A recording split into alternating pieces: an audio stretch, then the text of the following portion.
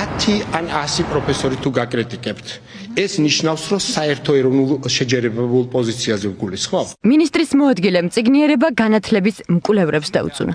გაღმა შედავების პრინციპით ზვიად გაბისონია მიიჩნია, რომ გამოღმა შერჩებოდა. საქართველოს კანონმდებლობის მიხედვით, იმის გამო, რომ ცნება ექსპერტი განმარტებული არ არის, ზოგს ორი წიგნით შეიძლება არ კონდეს წაკითხული და ექსპერტებს ვეძახით. გუშინდელი განცხადების გამო, რომ აბიტურიენტებს ეროვნული გამოცდებისთვის მხოლოდ ერთი უნივერსიტეტისა და ფაკულტეტის არჩევის უფლება ექნებოდათ, თავის მართლება მხოლოდ მინისტრის მოადგილეს კი არა, სამინისტროსაც მოუხდა.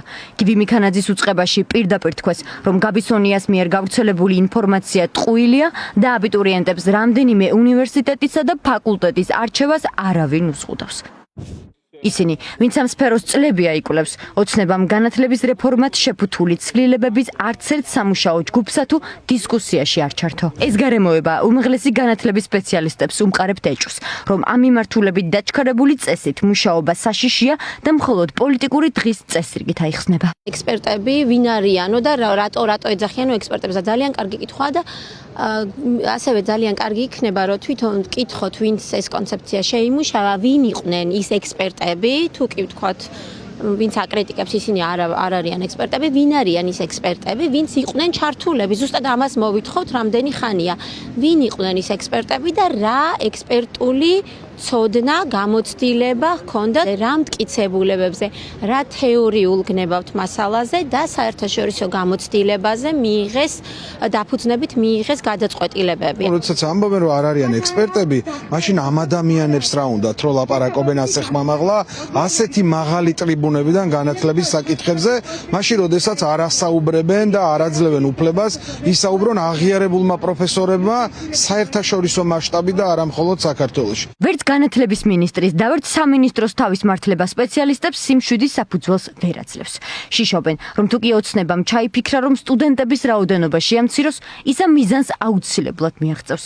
ექსპერტები გვიხსნიან, რომ ერთი ფაკულტეტი, ერთი ქალაქის კონცეფცია აბიტურიენტებს მაინც მწირი არჩევნის წინაშე ეტოვებს. მათ აქვს თავისი პოლიტიკური დღის წესრიგი, რომლის შესასრულებლადაც უბრალოდ არავისი აზრი არ აინტერესებთ. გუშინ კი გააკეთეს განცხადება, რომ თითქოს ახლა ეს არჩევანის შესაძლებლობის არ ქონა მცდარი ინფორმაცია. ეს გულისხმობს იმას, რომ აი ამ ერთი ფაკულტეტი, ერთი ქალაქის პრინციპიდან გამომდინარე, სხვა უნივერსიტეტებში უბრალოდ ამის შესაძლებლობა აღარ იქნება, ხომ? თუ ავირჩევთ სამართალს ერთ უნივერსიტეტში, მეტ უნივერსიტეტში ამ შესაძლებლობა არც იქნება. სადარდებელი ბევრი აქვთ აბიტურიენტების მშობლებს. შენ გინდა მაგალითად, რომ ისწავლო ფილოსოფია, მარტო ერთი უნივერსიტეტი გაქვს ასარჩევი ამ ქალაქში. მე ამ ქალაქში ვცხოვრობ და ჩემი შვილებიც უფრო მარტივი იქნებოდა, რომ ამ ქალაქში ესწავლოთ. თუ კი აღმოჩნდა, რომ ქულები არ ეყოფათ ამ უნივერსიტეტში, ამ ქალაქში მოსახვედრად ფილოსოფიის, მაშინ უნდა სხვა ქალაქი აირჩიონ. ეს შეიძლება შესაძლებელია ამის გაკეთება, მაგრამ ეს მოულოდნელია.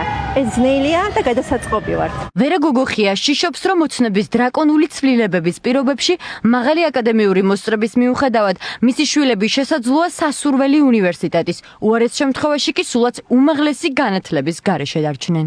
აკადემიური თავისუფლება და მთავრობის მხრიდან აბსოლუტურად თავზე მოხვეული რეფორმა ერთმანეთთან შეუთავსებელია. ეს რეფორმა წუხილები და ნაკლოვანებები, რაც განათლების სისტემას აქვს, ისევ აკადემიიდან უნდა წამოვიდეს. ისევ აკადემიამ უნდა იზრუნოს თავის განვითარებაზე.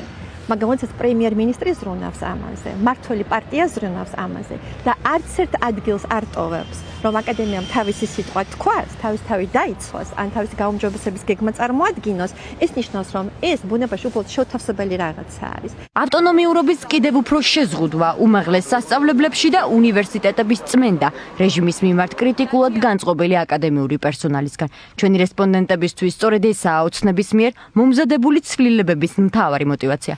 სპეციალისტებს ეჭვსის გარემოებაც უმყარებთ, რომ კანონპროექტის თანახმად სახელმწიფოს მიერ დაფუძნებული უმაღლესი საგანმანათლებლო დაწესებულებების დაფინანსების წესსა და პირობებს სრულად მთავრობა დაამტკიცებს.